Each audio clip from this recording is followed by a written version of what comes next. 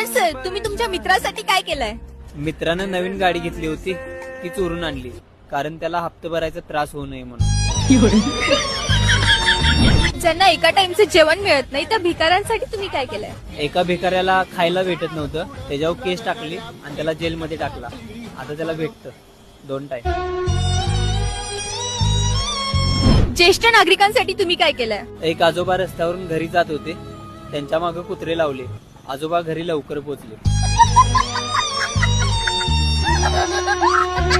तुम्ही तुमच्या लहान भावासाठी काय केलंय?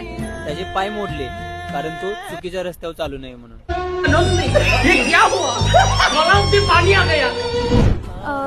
येणाऱ्या पिढींसाठी काय केलंय? दारू पोरी पितोय, कारण पुढच्या पिढीसाठी पाणी वाचलं पाहिजे.